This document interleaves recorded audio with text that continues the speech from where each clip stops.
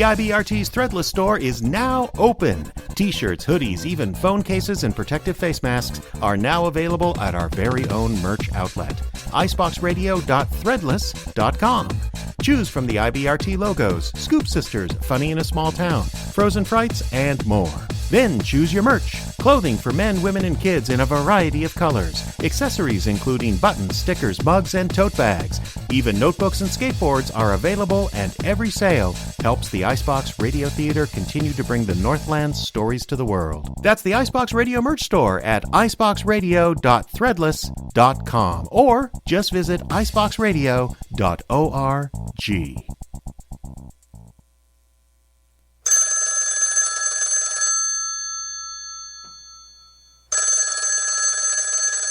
Ladies and gentlemen, the ringing of that phone bell brings you mystery, adventure. Hello? Hello, who is this? Hello? The handsome young man answering the phone is Archie Goodwin. Ah, yes. Uh-huh. Uh-huh. And the mountain of a man engrossed in deep thought in the oversized armchair is Nero Wolfe. Oh, hey, boss. Hey, Mr. Wolfe. Mr. Wolfe! Look, there's a guy on the phone wants us to take a case. Seems that someone was mad at a guy who was mad, and now this guy on the phone is mad, and he wants us to find out who did the killing. And Mr. Wolfe, we need the money. What do you say? Excuse me, hello? Yes, Mr. Wolfe says he'll be happy to take the case. Just present yourself and a check for $2,000 at 601 East 35th Street at 11 o'clock. Mr. Wolfe can't wait for you to get here. He's just dying to go to work. Goodbye. Huh. Greatest detective in the world, huh? The only trouble is, he is. Yes, listeners, Archie is so right. He is the greatest detective in the world. And the fattest, and the least energetic. He's Nero Wolfe, created by Rex Stout and brought to you over the Icebox Radio Network by the Minnesota State Arts Board, and listeners like you.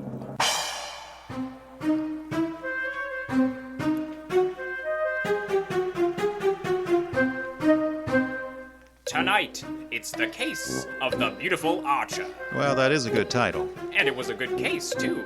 It began in the consulting room of Dr. Raymond Townley of the Townley Sanitarium, just a skip and a jump from north of Nyack, New York, when a very lovely young lady glared across the desk of the good doctor. Shall we pretend you don't know who I am, Dr. Townley? And how could we possibly do that, my dear Diana Lawrence? 23 years old, daughter of one of our better-known sculptors, Michael Lawrence. You were born in Johannesburg, educated in London and Paris, and live at present not 100 yards from here in your father's cottage on Berry Hill Lane. How's that? It's intended to be staggering, isn't it? You take no cream nor sugar in your coffee. Were winner of Women's National Archery Tournament for 1947 and have an exceedingly high temper. Let's stop this nonsense. You have an inpatient here named Willard Garth who just happens to be my fiancé. Yes, has mentioned the fact during his analysis. And has he by any chance mentioned his reason for refusing to see me over the past 5 weeks? He didn't have to, Miss Lawrence. What do you mean? I mean that I recommended that he give you up as a bad job. What? I suppose you had some purpose in saying what you did? Of course, I am the boy's doctor. You think you're in love with Willard Garth, but actually you're infatuated with the Garth millions. You presume a lot on yourself, don't you, Doctor? I consider it important to relieve Willard of all painful external pressure. And you think you've done well for Willard, relieving him of me? I think so. Well, let's see if you relieve yourself of me. You purchased the gun for this occasion, Miss Lawrence? Yes. And what exactly do you hope to accomplish with it? A quick and complete reversal of your decision about me. I'm not as easy to handle as Willard, and if you intend to ruin my life, then I intend to end yours here and now.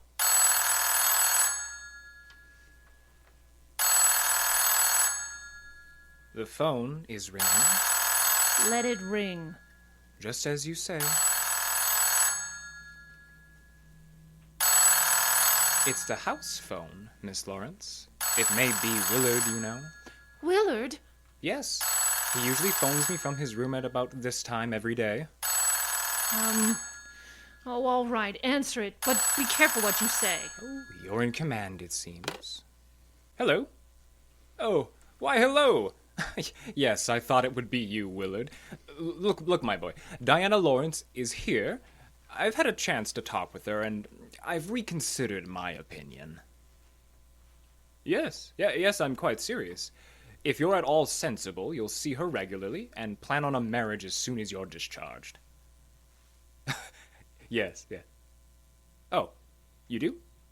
Very well. I'll see if she'll talk with you. Miss Lawrence? Yes? Do you want to speak with... Oh, here, give me the phone. Of course. Here you are, and I'll just be having that... Yes! Stop it! There we are. Now stand away, Miss Lawrence. But Willard's on the phone. Willard is not on the phone.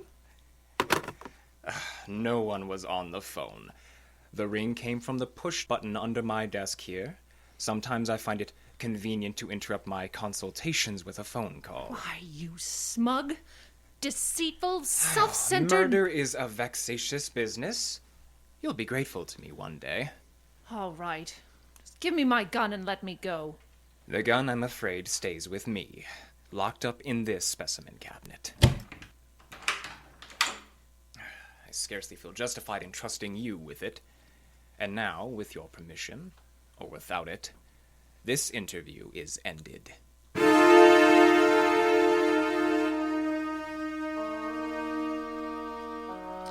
Later that day, the phone in the Lawrence house on Berry Hill Lane started to jingle. And this time, it wasn't a phony. Hello? Diana? Yes? It's Willard, darling. Diana, darling, it's Willard. Imagine. Has the doctor allowed you to use the telephone just as if you were a great big adult? I've got to see you, sweetheart. And I didn't call you to argue love, beauty, understanding. That's what matters, isn't it? Isn't it? Do I hear the overtones of a change of heart? Oh, Diana, what happened wasn't my fault. He poisoned me against you. Then why don't you walk out of that amateur nut house and stand up like a man? I probably shall. Now, please, listen to me. He's letting me have the limousine tonight from 8 until 12. I want us to go for a ride and talk until everything is clear. Clear as a bell, my baby.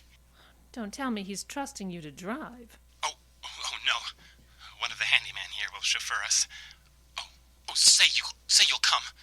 Won't you? Say it. Say yes. Say you will. Well, yes, Willard. I'd be glad to. Oh, wonderful. 8 o'clock then. At 8. Oh, bless you. Bless you, my angel.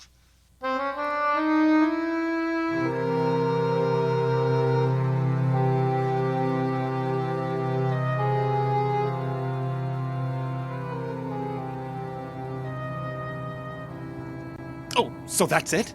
You want my father's money? That's what you love? Not me? Willard, the chauffeur will hear you. It's the way Townley says it is. He's right. He's right. Why did I let you talk me into this? What a fool I was to have come at all.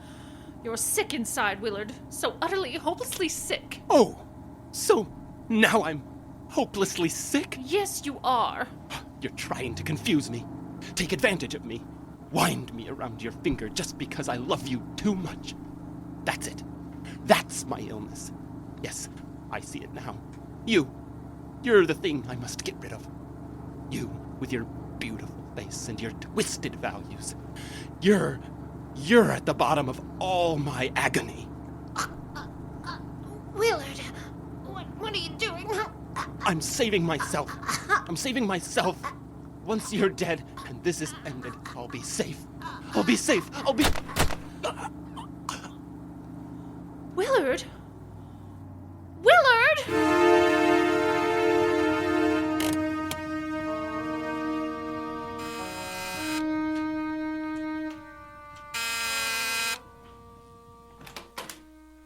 Dr. Townley, Yes. come in. Mr. Wolfe's been expecting you. Yes, Yes, Dr. Townley. Come in. Have a chair, sir. Thank you, Mr. Wolfe. I'm so happy you've agreed to take this case. Have a glass of beer. Oh, heavens no, never this time of morning, thank you. Well, Doctor, the newspapers check out with what you told me. The girl and young Garth went for a ride in your limousine last night. The car was driven by one of your handymen. That's right. Haines, his name is. And they never came back. Young Garth was found dead in the car with 2 bullets in him. The girl was gone, and also Haines, the handyman chauffeur, eh? Correct, sir? Have you any idea where he could be? No, sir.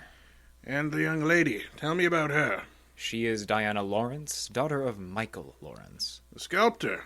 The sculptor, yes. She lives with him in a small cottage near my sanitarium on Berry Hill Lane. An extremely aggressive and self-centered female with more than a slight flair for violence. Your description might easily lead me to suspect her of this murder, sir. I'm aware of that, and I don't think you'd be too far off the mark. As I told you on the phone, she tried to murder me yesterday morning. The police have made no headway in locating her? Oh, no. The homicide division has contacted her father, but he's quite non-committal. He says she's incapable of killing a fly and that he hasn't laid eyes on her since 8 o'clock last night. Highly suspicious behavior. She was unquestioningly in that car with young Garth when he was murdered. But she wasn't alone in the car with him. You're referring to Haines. Yes, because he can't be found either, remember. It appears he failed to list his home address on his job application. But somehow, Mr. Wolfe, I'm quite sure he will show up this afternoon. If I were you, Dr. Townley, I wouldn't be quite so sure. We must begin by facing the initial problem of locating our suspects. Archie? Yes, sir.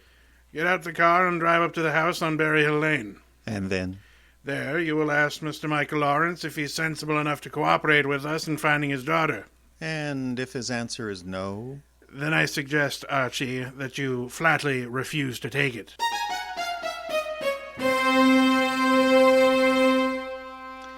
Mr. Lawrence was no simple baby to handle.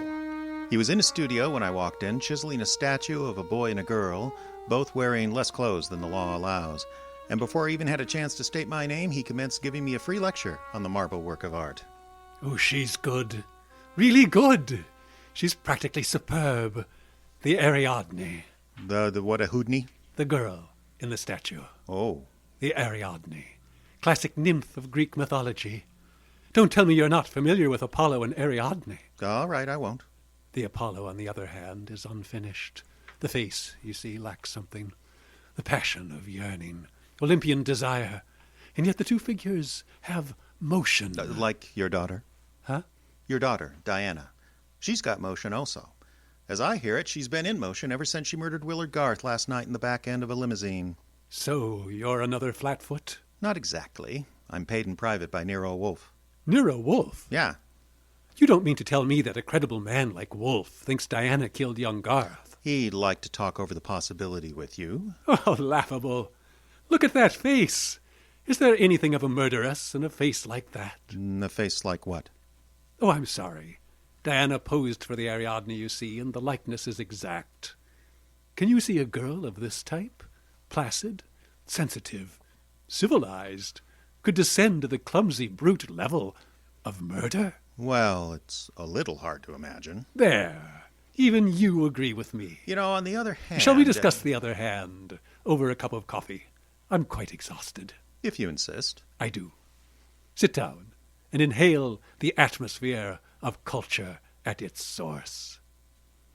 There's a pot warming on the stove. A pot of what? Coffee or culture? Huh. Darn it, I wanted to see what he meant.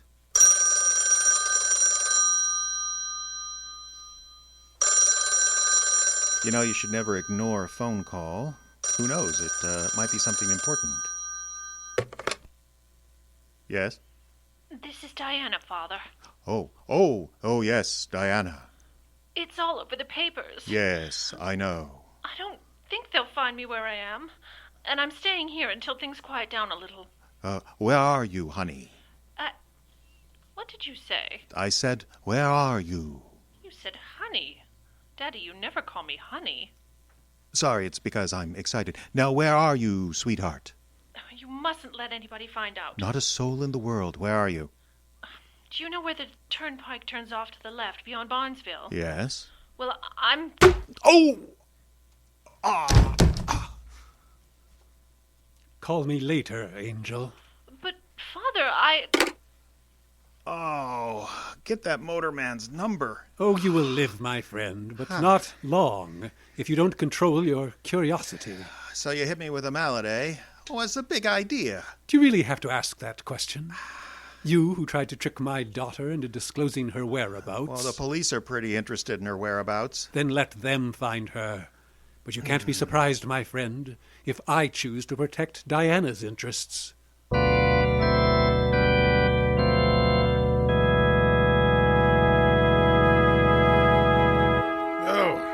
Working on Apollo and Ariadne, is he, Archie? Oh, who cares about Apollo and Ariadne? The point is he worked on my gourd. That, of course, is unfortunate, my boy, but still... Would you get that, please? Ow. Uh-huh. Hello. Inspector Kramer? Hold it. For you. Yes? Wolfe?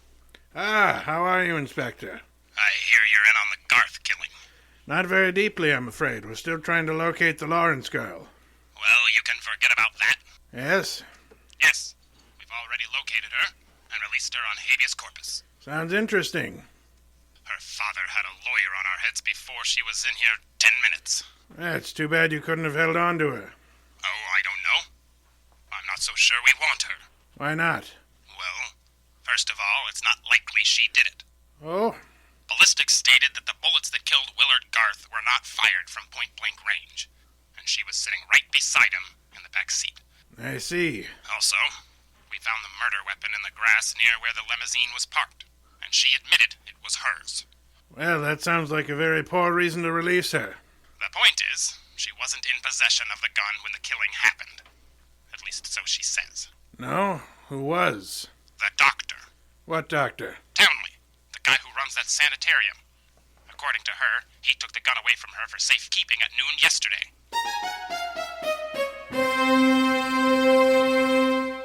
There was a little more talk between them, something about fresh cigar ashes that were found in the dashboard ashtray of the limousine. After that, the boss hung up and exerted himself enough to put a call through to the Townley Sanitarium. I'm afraid the doctor is very busy right now. So am I, and I'm afraid my business is highly important. Then I'll say you called, Mr. Wolfe, and I'll ask him to contact you just as soon as he has a free moment. Do you happen to have a free moment, miss? Why, yes, sir. Could you spend it by telling me if that handyman, Mr. Haines, has been located? Why, yes, as a matter of fact, he has. One of the staff just found out where he lives, Mr. Wolfe. And where, pray tell, is that? He has a small cottage at 206 Dockside Road. That's out near Sheep's Head Bay. Thank you. Archie! I'm going someplace, I suppose. You are. Going to Sheep's Head Bay.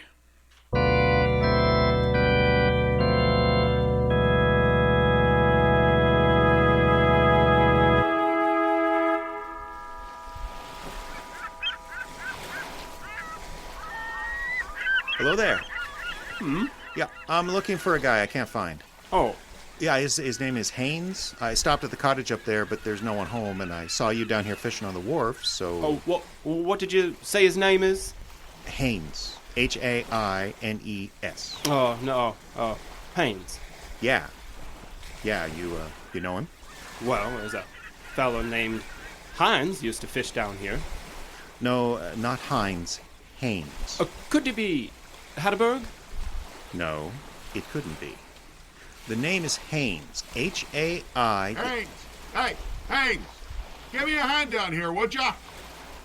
Huh. Well, what do you know? Funny, huh? That guy seems to think my name is Haines. Yeah, so do I. You do? Yeah, so why don't you just...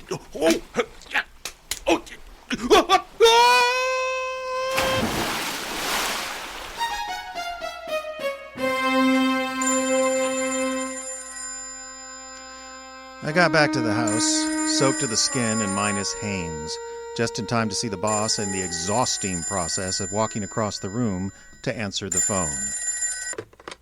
Hello? This is Dr. Townley. You called me? I did. About the murder? More specifically about the statement from Diana Lawrence that you removed a firearm from her possession yesterday morning. That's quite correct. It's here in my specimen cabinet. Is it? Of course it is. I suggest you check. Oh, just a moment. Mr. Wolfe, Yes? I'd like to see you at once. I suppose the gun has vanished. How did you know?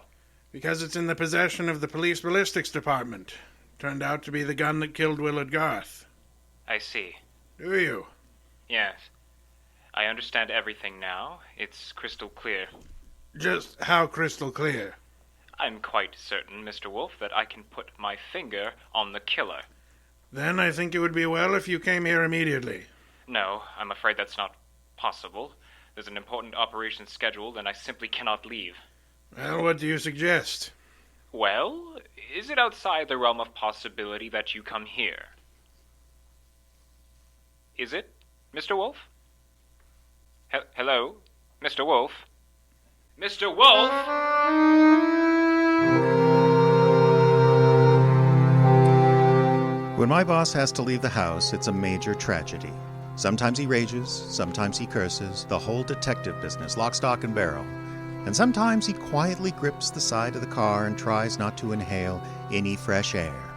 This was one of the quiet times. Go slowly, Archie, but get there as quickly as you can. You don't want a chauffeur, Mr. Wolfe. What you want is a magician. Keep your eyes on the road and don't strain yourself making superfluous witticisms. Why don't you try relaxing a little? I hear there hasn't been a man-eating tiger spotted on the Palisades Parkway in the last 500 years. Your levity is out of order. Don't try to make light of a deplorable situation.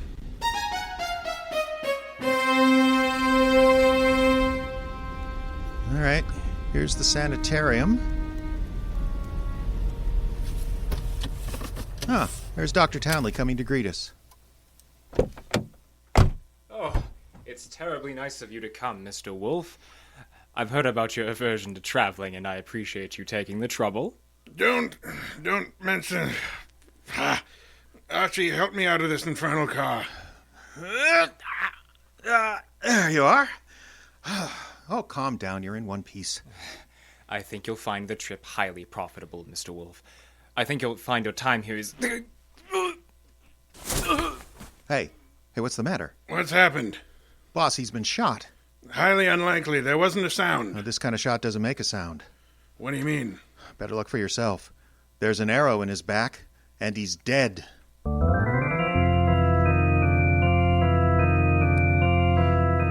We remembered that Dr. Townley had said that Diana Lawrence had won the Women's Archery Championship for 1947, and the Lawrence house was visible through the trees just about 100 yards away. We started for it, and the sculptor's studio. Huh. There's no one around. So, this is his latest effort, Apollo and Ariadne. Yeah. He's done a little work on it since I was last here. The Apollo's face is, Hey, boss. Hmm? You know, somehow or another, Apollo's face looks a little familiar. Well, I wouldn't be surprised, Archie. I think if you examine it closely... Mr. Wolfe! Ah, a host. Oh, you remember me, don't you? I met you once at a dinner party at your house, when they opened the new museum on 67th Street. Of course, Mr. Lawrence. And to what do I owe the honor? It's not much of an honor. Dr. Townley has been murdered. No! I'm afraid Mr. Goodwin is being accurate. He's been murdered with a bow and arrow, and what does that mean to you, Mr. Lawrence? Oh, I'm sorry. Oh, I've been a fool. An awful fool. Well, you can't blame yourself too much. If you'd have cooperated with the police instead of looking out for your daughter's interests, a man would still be alive. Oh, but I assure you... Where's the girl? Oh, she should be here now. She phoned me a while ago, said she was coming by for passage money to Rio. Were you looking for me? Boss! Diana! Put the gun down, Angel. And tie a rope around my neck? Might I inquire if your plan is to kill us all, Miss Lawrence? What would yours be if the world was after you for something you didn't do? Would you be willing to risk persuading a jury of that? Thanks, no. I'll skip that chance. Father, get me the money. Oh, Diana, sweetheart, don't make me a part of your murders. That's asking too much of love. But you know I'm not guilty. No, Diana, I don't. Leave that gun lie there, Diana. Haines! Looks like I walked in at the right time. That's him, boss. That's the guy who soused me. Well, take a little of your own advice and relax, Archie. What do you want here, Mr. Haines? I want to give up and try to straighten out this little deal. Mr. Lawrence? Yes? Here's your money back. And you got a right to call me a Welsher.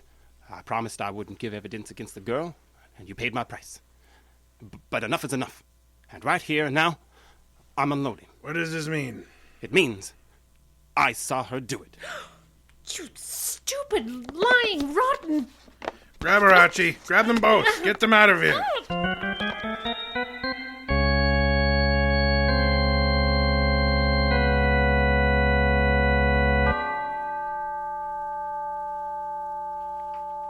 What can I say for myself now? What can I do? I'm sorry, Mr. Lawrence, but it's not necessary to eat your heart out. Many fathers before you have done their best and failed. But I had a special duty toward Diana. Special duty? Yes, you see... Well, you'll find it out sooner or later, so I best tell you now. I'm not her real father. I adopted her 9 years ago when she was 14. I see. I never should have done it. I realize now I was never equal to the task. Well, all is not lost yet. They may not convict her, you know. Huh?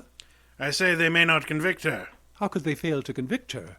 She killed Garth, didn't she? Did she? Oh, she shot him. The gun was in Townley's possession. Oh, she easily could have stolen that. She could have broken into his office later. It wasn't locked. What wasn't locked? The specimen cabinet, where I mean... Oh, I believe you mean what you said, Lawrence. Townley's specimen cabinet.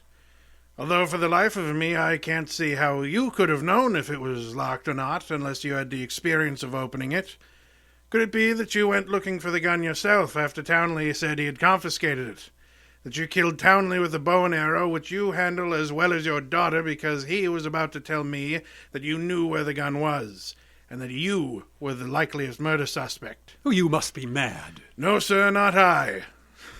But you are, and more than a little. You hated Willard Garth. It was you that was making the marriage impossible.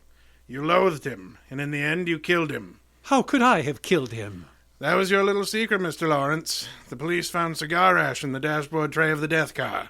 Chemical analysis showed that the ash was from an El Dorado cigar. What is it you have in your left hand, sir? In my an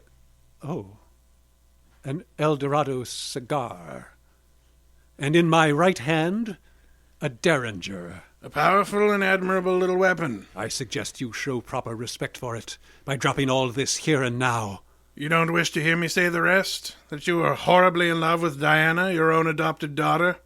In love and hopelessly, eternally frustrated, you would begrudge me the triumph of accusing you of having bribed Haines to let you take his place in the driver's seat of the limousine, and further bribed and threatened him into putting on a show of merry pranks and false confessions to confuse us beyond measure? You said I loved Diana. Would I do all this to her if I did? Oh, but of course. A love like yours is really hate. You would have been content to see her dead rather than relinquish her, like all miserly, small-hearted men.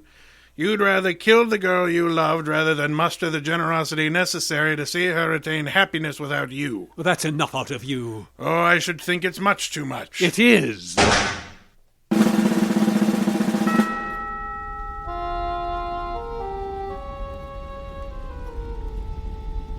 Oh, Archie, my boy, I'm grateful to you, both for coming back into the house when you did and for being such a good shot. I hope you remember that the next time you feel like insulting me. Tell me, what was that cigar ash routine? Who told you the ashes in the limousine were from an El Dorado, boss? I never heard anything about that. Well, as a matter of fact, neither have I. No one could possibly determine a cigar's brand by any chemical means in existence. I knew that, you see, and I took the long chance that Lawrence didn't. Oh. But I still don't get the mainspring of the deal. How did you know he was in love with Diana? Well, that was genius, I have to admit it. You see, it all hinged on the statue of Apollo and Ariadne. According to Greek myth, Apollo fell deeply in love with the nymph, but because they were of different worlds, he was condemned to pursue her always and never to catch her. Well, what's that got to do with the price of eggs? Well, isn't it perfectly obvious? Didn't he tell you that Diana had posed for the Ariadne? Yeah, but still, I don't... And you yourself remarked that the finished Apollo looked somehow familiar, didn't you? Yeah, I did. Don't you know why that was? You mean... I mean that Michael Lawrence unconsciously revealed the true state of his heart. He didn't intend to, I suppose, but precisely and accurately he chiseled the features of the tortured god in his very own image.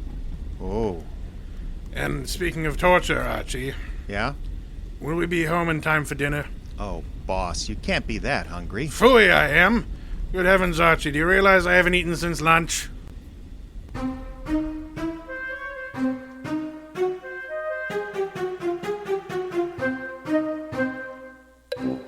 This has been The Beautiful Archer, an episode from the new Adventures of Nero Wolfe, originally broadcast on the NBC radio network on November 24th, 1950.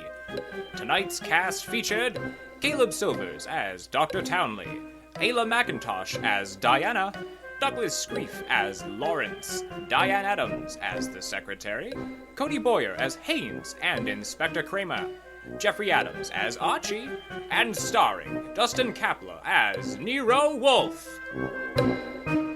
Nero Wolfe, The Beautiful Archer, was written by Peter Berry, based on characters created by Rex Stout.